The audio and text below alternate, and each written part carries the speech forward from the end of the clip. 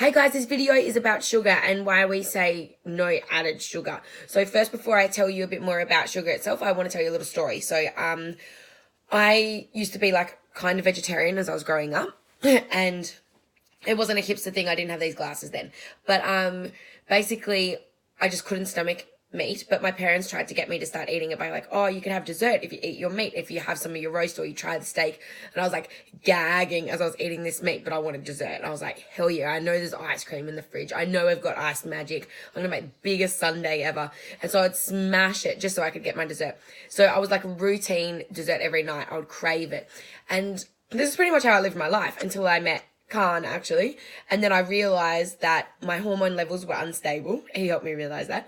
And that my energy levels would crash randomly throughout the day if I woke up and I felt like I needed to have a bit of sugar, a bit of chocolate or some fruit or something to pick me back up during the day. It was an unhealthy way to be. And my energy levels were out. I just didn't know any different, as most people don't if that's the way you've always been.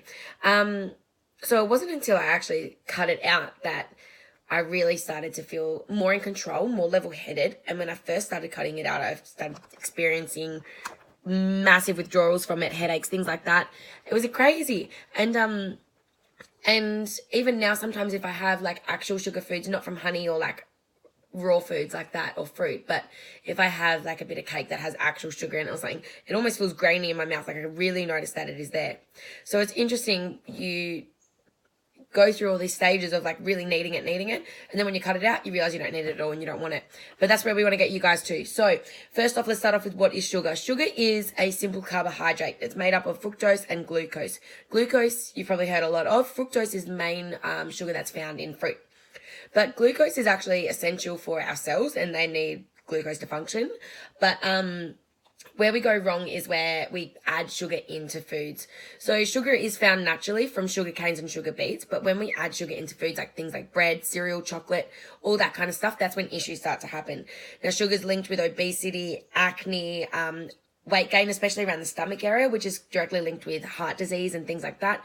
Lots of cancers now, there's lots of research into the link between glucose or added in sugar, massive amounts of added sugar into your diet and how that can link to cancer and how tumors actually need insulin and glucose to grow. And insulin is associated with glucose anyway, but we can talk about that another time. So all these kind of things are really coming out about how sugar is just so bad for you, and in too much, it's like anything, everything needs to be in moderation. Too much of it, it's not good. So the main thing about sugar is the food that it's added into, it's usually just to kind of get you addicted to the food itself. Sugar is going to make you like, I want more of that bread. This is amazing. It's more just that kind of hit. You want that hit and that spike up of energy, but then you're going to crash back down, as we know. Now, sugar is something that blocks food. So leptin is the thing in your body that actually tells you when you're full or when you're not. It's your hungry hormone. So if you think about if we were living in the wild and we would run out and would find a big cow or something, I don't know, find a cow in the wild, and then you eat it, it's full of like animal fat and lots of protein. So you'd get really full quite fast and you'd be full for a long time. So that's called satiation. That's when you're satiated. It's where you have lots of nutrients, you've had good fats, good proteins, and you're full for a long time and your body gets, yep, I've had enough. I don't want any more. That's when you get that real, like, all of a sudden brick wall, I'm full kind of feeling. Sugar blocks that leptin signal from your brain. So you don't actually get that message, I'm full. That's why you can howl down on like buckets of ice cream and you're like, I am killing it. But you're just not getting satiated at all because your body isn't getting that message that it's full. Sugar is literally just an empty calorie and it blocks that signal. So then that's when you overconsume. That's when you're going to get more weight gain as well. So it's just a bad cycle to be in.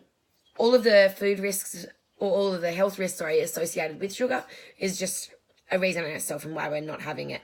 But when you're looking at food labels, for example, if you want to look at the grams on the sugar, try and keep it below 9 grams and then generally you're okay. If you're having more than that, it's probably not ideal for you at all. Just don't have it. Fruit in itself though, fruit is actually good. Fruit in moderation, like anything, it's got lots of fiber, nutrients, minerals, things that we actually need in it, and water. So we need fruit in our diet, but again, in moderation. Hopefully that gives you guys some answers and a little bit of clarity around it. Yes, don't have that sugar, defeat the cravings. You can come out on the other side. I promise.